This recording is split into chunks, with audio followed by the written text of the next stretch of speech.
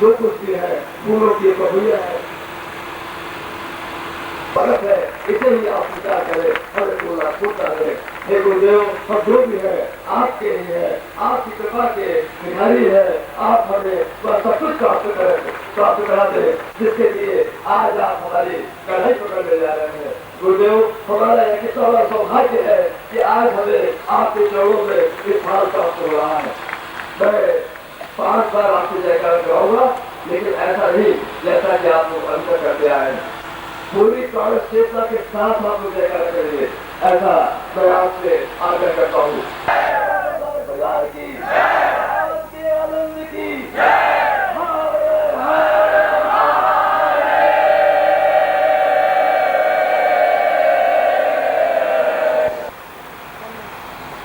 वही बोलते हैं जो बोधियों में लिखा हुआ होता है। मैं वह बोलता हूं जो मेरे अनुभव में देखा हुआ होता है।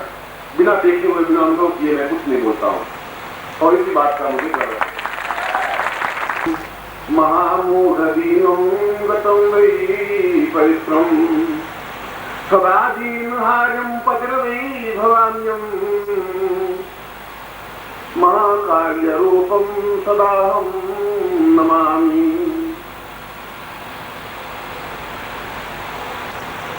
हमने और तुमने जरूर कालिदास का नाम सुना होगा। इस देश का एक अद्वितीय विद्वान कालिदास हुआ। अद्वितीय ऐसा कि उसने जो कुछ काव्य लिखा, 4 ग्रंथ लिखे, मेघदूत, रघुवंश, विक्रमोर्वशी, और एक एक ग्रंथ की एक एक पंक्ति, एक एक काव्य की एक एक पंक्ति अपने आप में इतनी आनंददायक है, इतनी मधुर है, इतनी श्रेष्ठ है कि उसकी तुलना नहीं हो सकती। इस 8000 वर्षों के बाद भी वैसा कवि वापस पैदा ही नहीं हुआ।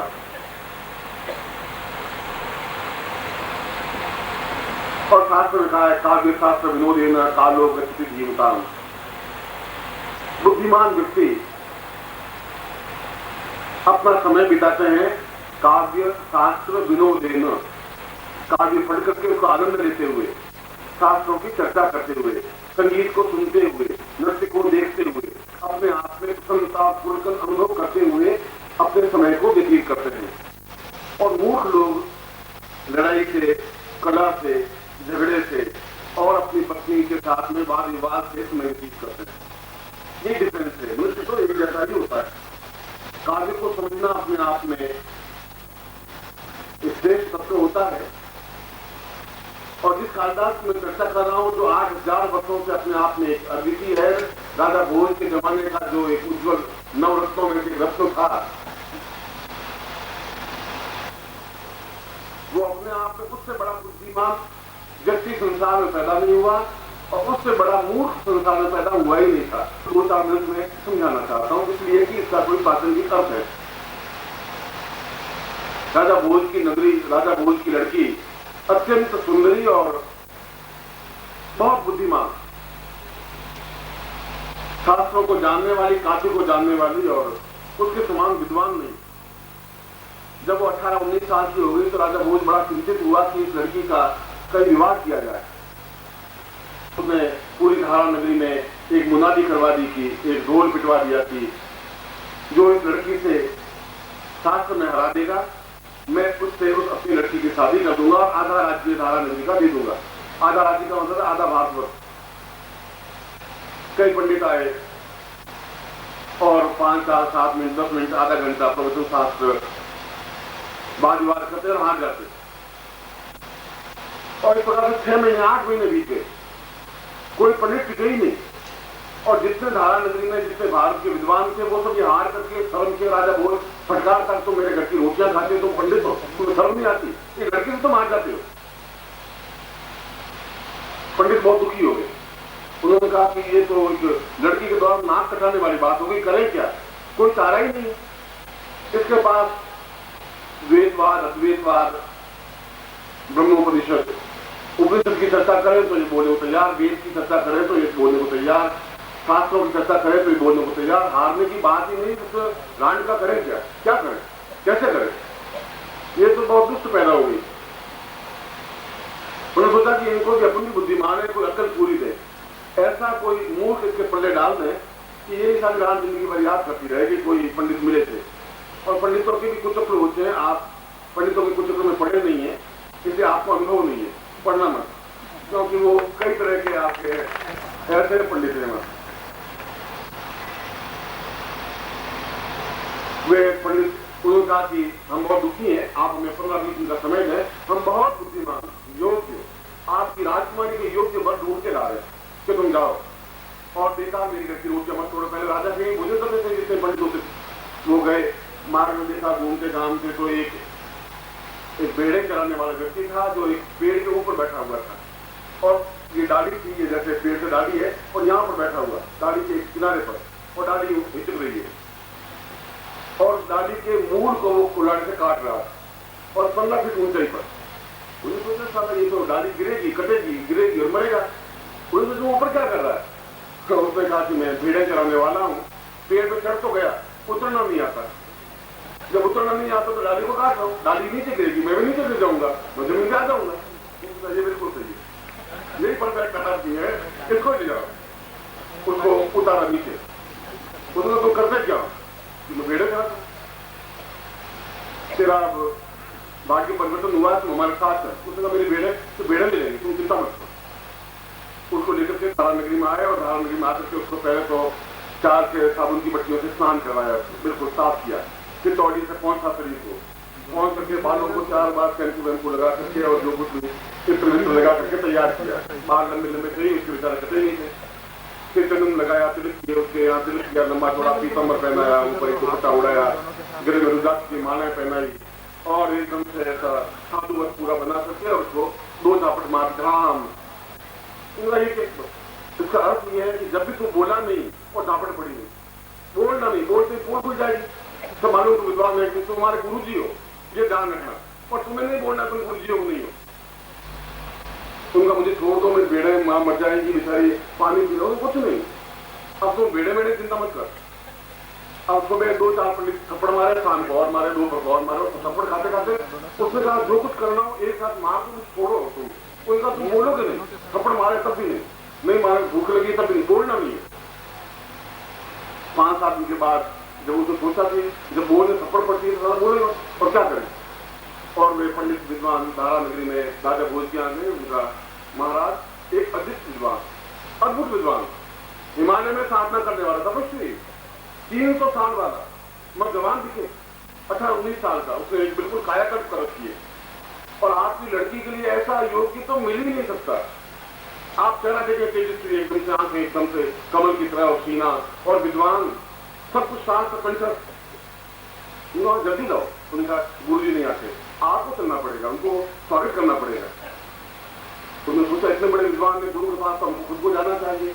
उसने दासियां ली, साथ में हाथी लिए, घोड़े लिए, मोतियों से थाल भरा, महारानी को साथ में दिया। कितने हिमालय के 300 वर्ष आयु के विद्वान गुरु जी आए तो चलो दर्शन कर लेते हैं। गए तो वो बैठा हुआ, 2 पंडित इधर हाथ यूं किए हुए, एकदम बोला नहीं, थप्पड़ पड़े, चुप, बस बोलना नहीं है। इधर 2 विद्वान और खड़े, आज ये आफत ज्यादा है तो आपको आज तो मुस्कुराना ही नहीं है, बिल्कुल बैठे रहना। राजा भोज गए, उसके सामने मोतियों का थाल रखा, महारानी ने प्रणाम किया, महाराज ने उनको प्रणाम किया, थोड़ी मुद्राएं रखी। उनका महाराज मैं धन्य हो गया, आप मेरी धारा नगरी में आए, हिमालय के इतने बड़े विद्वान, आपका कितना चेहरा दीदीप्यमान है, कितना सुंदर वस्त्र स्थल है, क्या आपके राष्ट्रीय वस्त्र हैं। अपन यूं ठीक बैठे रहो, जैसे गुरु जी बैठे रहते हैं तो बैठे रहो, बोलना नहीं। उनका पंडित का महाराज, इनको मोतियों से हीरों से कोई मतलब ही नहीं है, तो अकड़ से मोती हीरे ले आते हैं। आप क्या मोती कंकड़ पत्थरों से क्या करेंगे, इनको कोई रुचि नहीं है। महाराज हिमालय में रहते हैं, सारे प्रकृति इनके कंट्रोल में।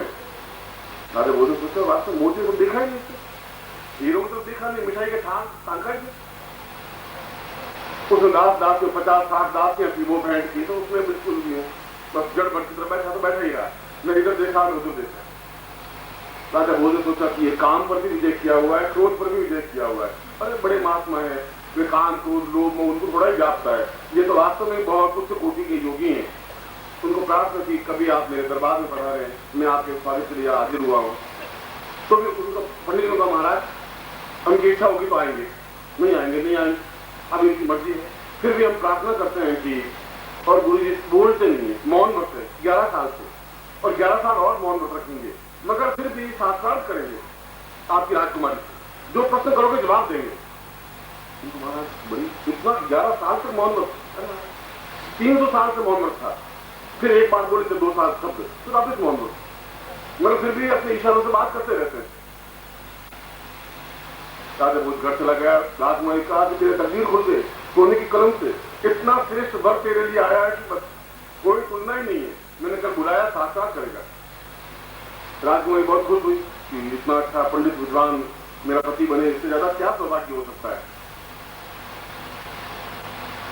2 दिन साक्षात के लिए एक पंडित बैठे, गुरु जी बैठे एकदम से मंच पर, तेरे किए हुए और एकदम दूसरी तरफ राजा भोज बैठे, मंत्री सेवा सेनापति वगैरह सब बैठे, पूरा और खचाखच भरा हुआ। एक तो राजकुमारी बैठी हुई सुंदरदास जी, और फूलों की माला ली हुई, अगर मैं हार गई तो पहना दूंगी, और जीत गई तो जैसा बाकी पंडितों को होता है वैसा गुरु जी का होगा। पंडित ने कहा साथ साथ शुरू करें। राजा भोज ने कहा शुरू करिए। अरे आप प्रश्न करिए, छोटे बच्चे हैं आप लोग, तुम प्रश्न करो, महाराज जवाब देंगे। सर राजकुमारी ने प्रश्न किया एक उंगली संकेत से कि महाराज एक ब्रह्म है। आपकी शंकर में शंकराचार्य अद्वैतवाद की, मगर मैं ऐसा समझती हूँ कि ब्रह्म तो एक है, जिस ब्रह्म के इशारे पर पूरा ब्रह्मांड घूमता है। एक ब्रह्म। उस गडरी ने सोचा कि ये मेरी आंख फोड़ेगी सारी, इसलिए करें अपन दोनों आंखें फोड़ देंगे सारी, और दोनों आंख। पंडित वाह क्या गुरु जी कमाल, कैसा गुरु जी तो मिल नहीं सकते। समझो, तुम समझो राजकुमार, इसने कहा कि नहीं ब्रह्म एक नहीं, ब्रह्म एक अलग है, माया, 2 चीजें अलग अलग है। ये गुरु जी कह रहे हैं ब्रह्म और माया 2 चीजें हैं, खाली ब्रह्म से काम नहीं चलता। और शंकर ने खुद कहा है, शास्त्रों ने कहा है, ये माया व्याप्त है, सब ये पत्नी पुत्र बंधु बांधव ये माया है। ब्रह्म तो अंदर समाधि है, ज्ञान है, चेतना है, ब्रह्म है। दोनों चीजें संसार में चलती है। राजकुमार इंद्रियां होती है, लोभ है, मोह है, मद है, क्या करें। उस गरीब ने मुट्ठी बांधी कि अगर तुम थप्पड़ मारेगी तो पूरा गुंजा ही मार दूंगा, तुम चिंता मत कर, मैं भी बहुत ताकतवार हूं। पर वाह वाह क्या गुरु जी कमाल है। इसने कहा कि 5 विकार होते हैं, पर गुरु जी कह रहे तुमको कंट्रोल में रखो, पूरी बंधे हुए रहे, बंधा हुआ रहेगा तो गड़बड़ी नहीं है। राजकुमारी उठी, उनका साथ क्या जोड़ते हैं वो वरमाला ली, उसके गले में डाल, और ब्राह्मण साहब बैठा हुआ था। पंडित कहा बिल्कुल सही मुहूर्त है, अभी कोट खाता खुल गया तो मुश्किल हो जाएगा, बिल्कुल यही मुहूर्त है शादी का, बिल्कुल ब्रह्म मुहूर्त। और मैं मेरी स्थापन करती है, राजकुमारी ने गडरी के साथ शादी कर तेरे खा लिया। और महाराजा की जय और गडरी की जय। पंडितों ने सोचा कि अवराम तुम घर में याद करेगी जिंदगी भर में, तो रात दिन ही अब ध्यान रखो। शाम को रात्रि हुई, महल को सजाया, बिल्कुल चित्र का छिड़काव किया गया, पलंग सजाया गया, उस कौन साहब को महल में भेजा गया। कौन साहब ये मारेंगे क्या करेंगे, पहले उस कुटिया से थोड़ा तो साला यहाँ फंस गया, मेरे बेड़े वहां की पा रही, उनको तो यहाँ से भागूं तो साला सेनापति नौकर चाकर ये औरतें आदमी सब पीछे घूमे हुए, क्या करूं, कैसे दीवार फांदूं या क्या करूं। बेचारा अंदर छटपटा, अंदर गया तो पलंग बिछा हुआ, वो पलंग पे बैठा, आप यहाँ बैठिए, दासियों ने कहा वो बैठ गए। अब आप लेट गए, वो लेट गए, लेट गए तो नींद आई तो करीब 8-9 बजे राजकुमारी आई रात्रि के, तो खराटे ले रहा था बिल्कुल। आप बेटा 3-4 दिन से पड़े खाते खाते सोया ही नहीं था, वो तो पूरे खराटे भर ही रहा। तो राजकुमारी ने सोचा कि उच्च कोटि के विद्वान है और थोड़ी संद्रा लग गई है, थोड़ी सी आंख लग गई है, तो बुद्धिमान और बहुत चतुर व्यक्ति होते हैं तो वो तो थोड़ी सी आंख से भी आंख खुल जाती है। तो मैं पैरों के जो नूपुर है, घुंघरू है पैरों के जो पहने हुए पाजेब है, उसको थोड़ा सा बजाऊंगी तो आंख खुल जाएगी। तो धीरे से पाजेब बजाई। अब पाजेब से बाद क्या मालूम पड़े, वो तो खराटे भर रहा था, खराटे भर ही रहा था। 2 बार पाजा बजाए, 3 बार पाजे बजाए, धुन किया, उससे कुछ हुआ नहीं। बिल्कुल वो ग्रामीण भाषा तुम्हारे यहाँ की छत्तीसगढ़ की भाषा बोलने लगा।